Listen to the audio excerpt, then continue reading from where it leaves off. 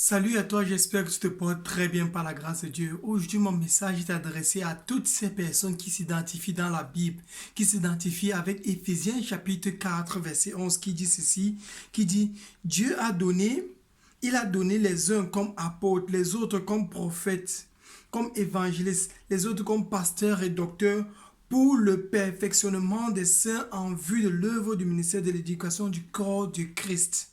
J'aimerais parler à toutes ces personnes-ci, qu'ils ont la charge que Dieu leur a donnée, qu'ils ont vraiment cette charge dans leur cœur, à l'intérieur d'eux, dont ils savent qu'ils ont reçu cela de Dieu, de faire l'édification, de pouvoir édifier toutes ces autres personnes-là qui sont dehors. Je vous dis vraiment beaucoup de courage à vous. Beaucoup de courage parce que votre travail n'est pas facile. Beaucoup de courage parce que tout ce que vous faites chaque jour, vous avez les heures de prière, vous avez les heures de méditation, les gens qui viennent vers vous, les gens qui vous appellent, les gens qui vont toujours s'accrocher vers vous juste parce qu'ils veulent avoir la vie éternelle, juste parce qu'ils veulent pouvoir arriver au paradis. Beaucoup de courage à vous. Il y a très peu de temps, j'ai commencé aussi à prêcher la parole de Dieu jusqu'à je me retrouve déjà sur les réseaux sociaux comme maintenant. Et à cause de cela, je me suis retrouvé en train d'avoir des centaines et des centaines de personnes derrière moi chaque jour. Je sais que ce travail n'est pas facile pour certaines personnes. Je sais que ce travail, ça devient en un point stressant pour d'autres personnes. Et ils se retrouvent en train d'avoir tellement de difficultés dans leur famille, tellement de difficultés avec leurs amis, tellement de difficultés avec tous les restes des autres choses de leur vie. Mais j'aimerais vous dire beaucoup de courage parce que la parole de Dieu dit que ce n'est pas facile. Le royaume des cieux est resserré. Le chemin qui mène au royaume des cieux, qui mène au paradis, le chemin qui nous amène jusqu'à la vie éternelle est resserré aussi longtemps qu'on veut faire exactement le contenu biblique. Beaucoup de courage à vous. Que Dieu vous donne la force de continuer à avancer. Que Dieu vous donne la paix du cœur. Que Dieu vous donne la compréhension des textes. Que Dieu vous met à l'intérieur de vous toutes ces choses-là qui sont écrites ici dedans. Afin que vous puissiez les appliquer jour et nuit. Beaucoup de courage à vous vraiment. Ce n'est pas facile, je sais. Ce n'est pas facile pour certains, ça devient déjà rangé. Pour d'autres, moi par exemple, que je me suis retrouvé, ça fait juste quelques un an déjà pratiquement, je me retrouve en train d'avoir des insultes seulement à ma personne, des blasphèmes contre le Saint-Esprit, des blasphèmes contre la personne de Jésus, que ton Jésus là soit maudit, il vient me frapper maintenant, je meurs. Certaines personnes me disent ça, certaines personnes m'insultent, ils insultent ma génération, ils insultent mes futurs enfants, ils insultent jusqu'à insulter ma famille, mais je vous assure, beaucoup de courage à vous. J'aimerais vous demander toujours de continuer votre travail. Ce n'est pas du tout facile. Il y en a beaucoup qui sont là dehors, ils en ont juste besoin de vous. Et j'aimerais aussi vous faire comprendre une autre chose. L'évangile que vous êtes censé prêcher n'est pas du tout censé être un évangile dilué. On retrouve déjà actuellement beaucoup de personnes qui se retrouvent en train de faire ce travail dont Dieu ne leur a pas demandé de faire. Beaucoup de personnes se lèvent matin et soir et ils font quelque chose que Dieu a dit de ne pas faire. Il y a des exemples tellement pleins dehors. Des exemples comme il y a quelque temps, je ne fais que remarquer, le soi-disant Kako Philippe. Il y a encore des prophètes des moments, les prophètes des témoins de Jéhovah, les prophètes de tellement de religions qui sont tellement loin de la vérité. Ils disent que Jésus-Christ était le frère du diable, Jésus-Christ est mort, il n'est pas ressuscité. Ils disent que Jésus-Christ, son temps est passé, on n'a plus besoin de lui pour le salut, qu'on doit juste croire au nouveau et la dernière personne qui existe. Je vous assure, ce n'est pas du tout facile de réfuter ce genre de personnes-là. Continuez votre évangile. Il y en a tellement de personnes qui vont venir vers vous et pour savoir vraiment et écouter vraiment le vrai message. J'aimerais vous rappeler encore quelque chose que la parole de Dieu nous dit. Que l'évangile dilué n'est pas du tout un évangile qui vient de Dieu. Dieu vous a fait comprendre que vous êtes censés prêcher. Nous sommes censés prêcher l'évangile qui est là écrit dans cette Bible-ci.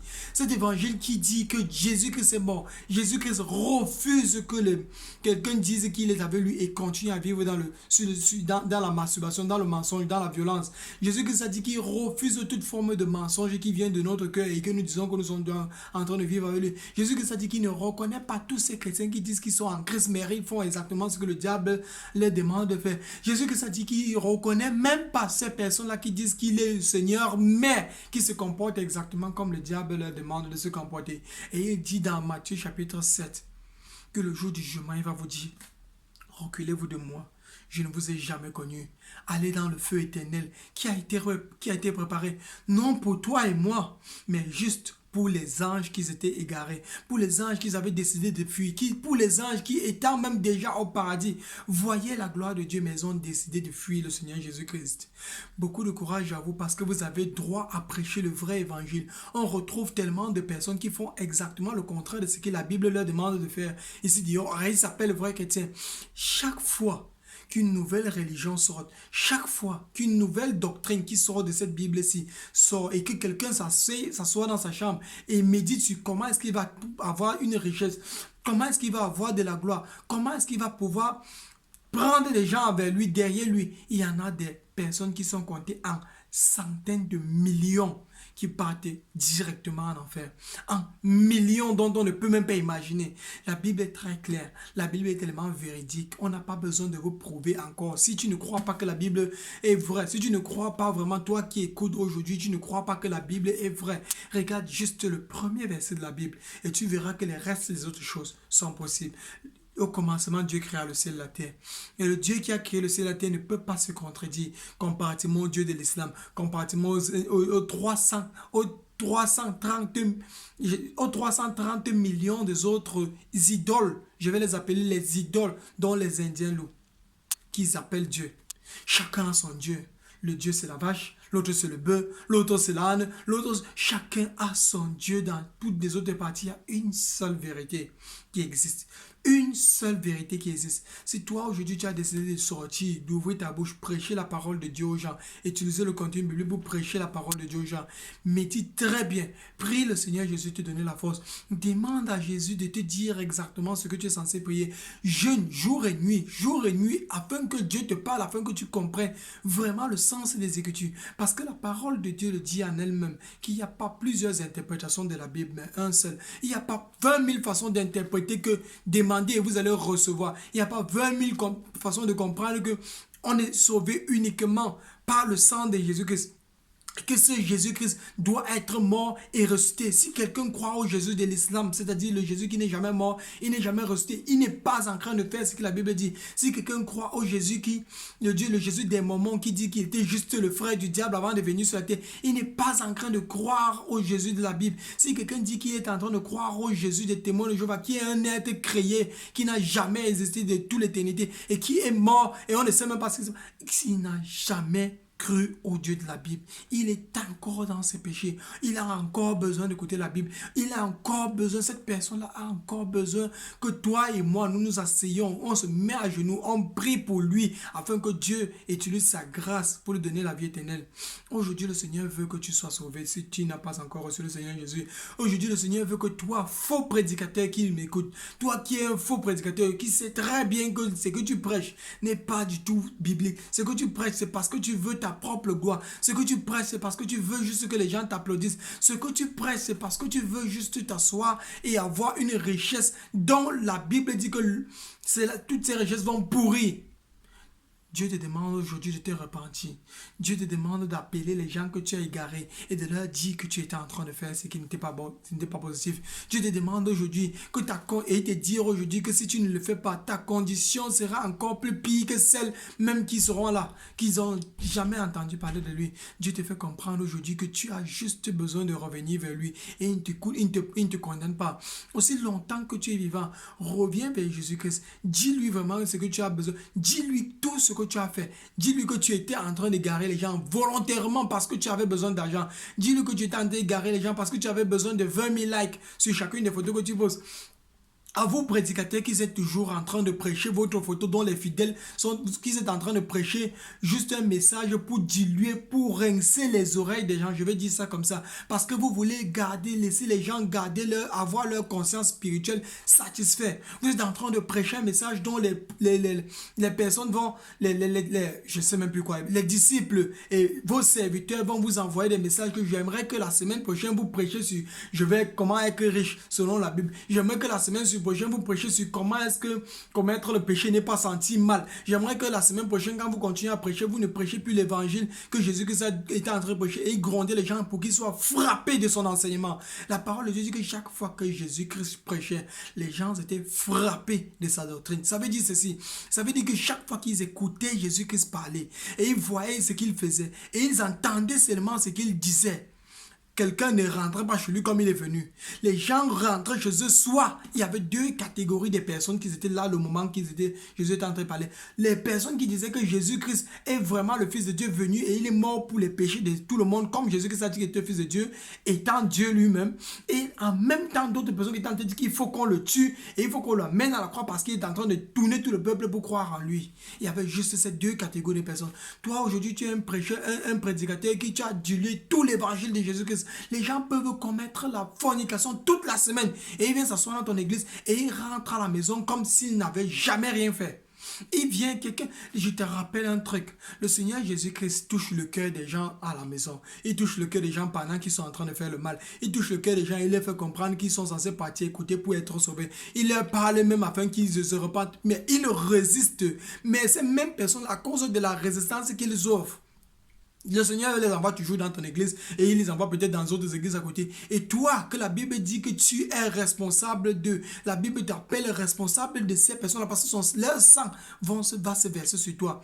Tu décides de ne pas leur prêcher le contenu afin qu'ils soient encore frappés de cet enseignement-là, y compris ce que Dieu avait déjà frappé. Ce n'est pas pour dire que ce que Dieu frappe est inférieur à ce que ce que Dieu va toucher le cœur est inférieur à ce que toi tu vas prêcher. Mais c'est juste pour te faire comprendre que tu es censé et tu as l'obligation, aussi longtemps que tu as demandé et tu as prié, tu as voulu prendre la charge que Dieu t'a donnée. Tu es dans l'obligation de le faire. Tu as décidé de donner ta vie à Jésus-Christ. Tu as décidé de prêcher l'évangile de Jésus-Christ. Mais on retrouve tes disciples et tes serviteurs parlent de toi plus qu'ils ne parlent de Jésus-Christ. Je ne sais pas, beaucoup de prédicateurs ils sont déjà plus populaires même que la parole de Dieu même. On retrouve des prédicateurs ils postent leurs images partout. Ils collent les images, leurs propres photos dans les maisons de les gens. Les gens se retrouvent en train d'avoir leurs propres photos. Bien vrai, au lieu d'avoir le nom de Jésus imprimé en gros, écrit sur leur salon, écrit sur leur porte, et un verset biblique écrit sur leur porte, ils ont juste vos images écrites partout sur vous. Oui, ce n'est pas votre faute, mais vous êtes aussi responsable pour ce genre de choses parce que vous n'avertissez pas le peuple que Dieu vous a donné de faire cela. Vous laissez les gens faire ce qu'ils sont censés faire, sachant très bien ce qu'ils sont en train de faire et vous les laissez continuer à faire cela.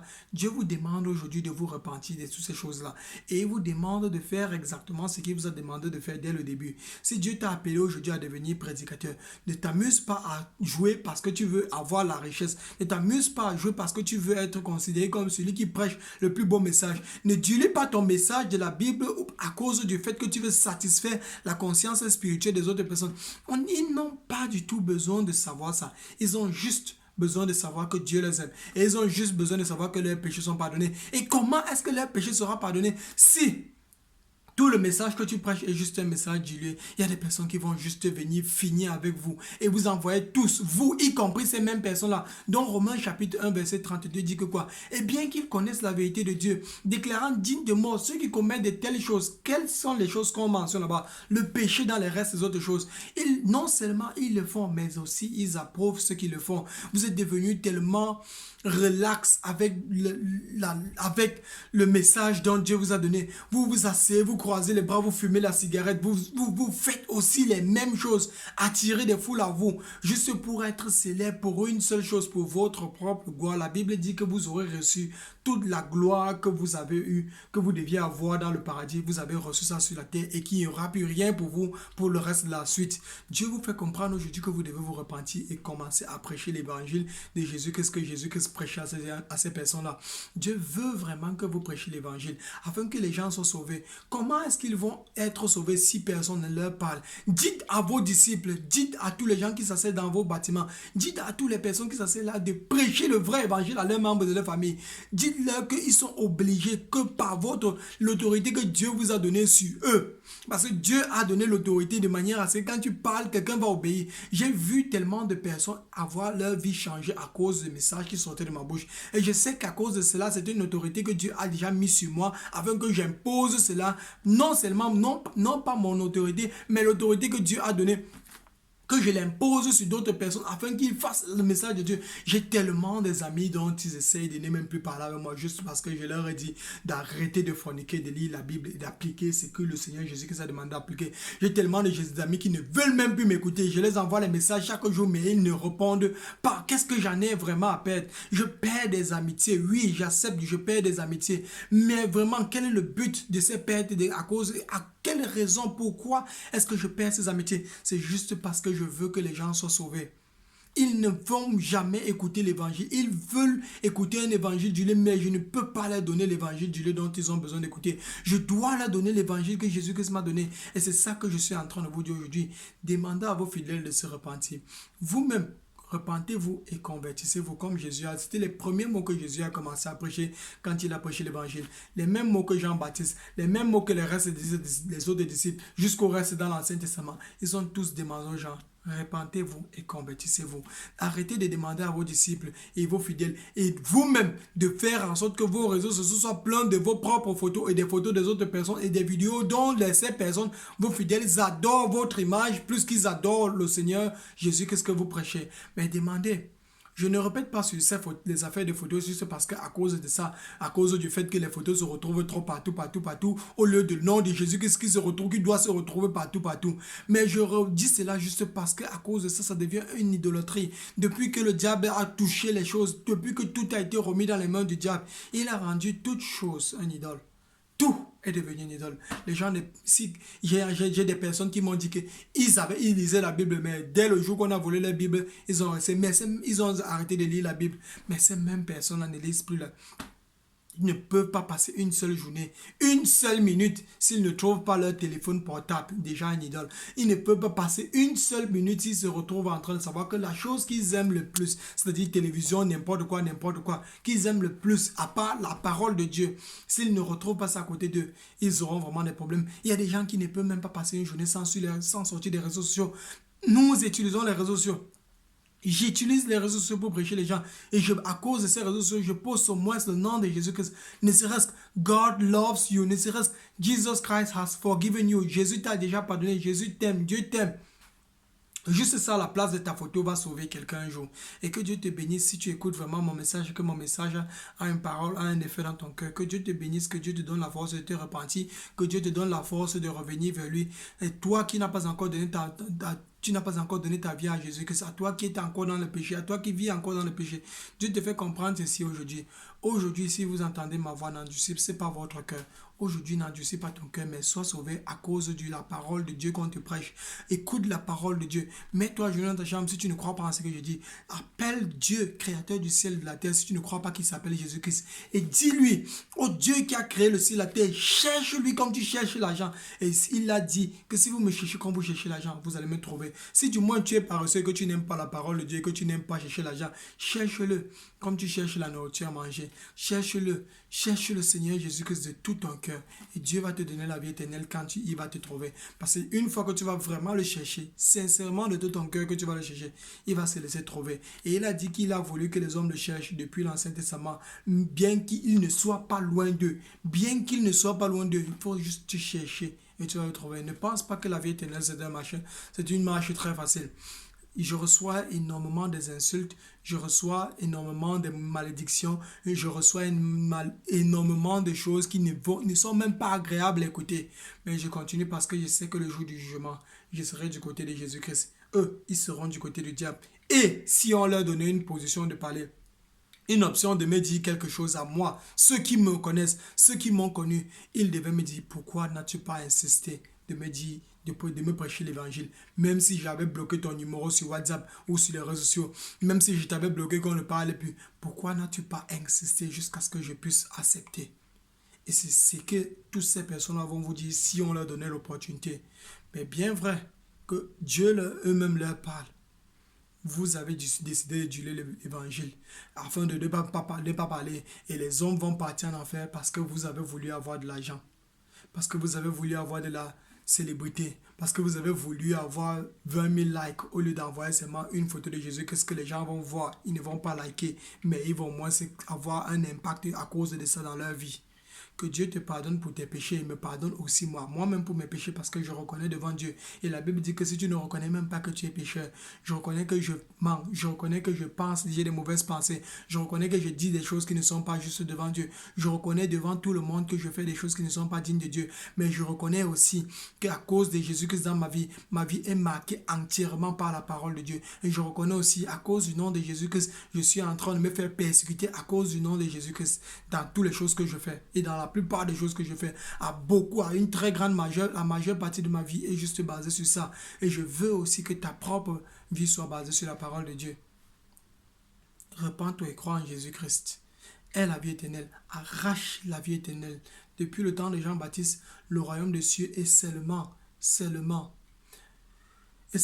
entré et seulement percé par ceux qui sont violents. Et cette violence, ça, c'est la poursuite de la parole de Dieu. Cette violence-là, c'est juste le fait de se lever chaque matin et pleurer à genoux devant Dieu. Dire que Seigneur, je veux que 20 millions de personnes soient sauvées seulement à cette heure que je prie. Et je veux que demain matin, en me réveillant, tu aies encore touché le cœur de 40 millions, 60 millions de personnes dans le cœur, sur la terre. Je ne les connais pas, peu importe où ils se retrouveront. Je veux que tu fasses ton travail. Et Dieu va les toucher. Dieu est toujours sur la terre en train de prêcher.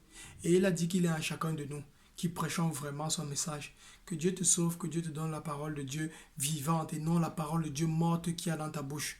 Et que Dieu touche le cœur de toutes les personnes qui vont écouter, donc les paroles vont sortir de ta bouche. Sois béni au nom de Jésus-Christ.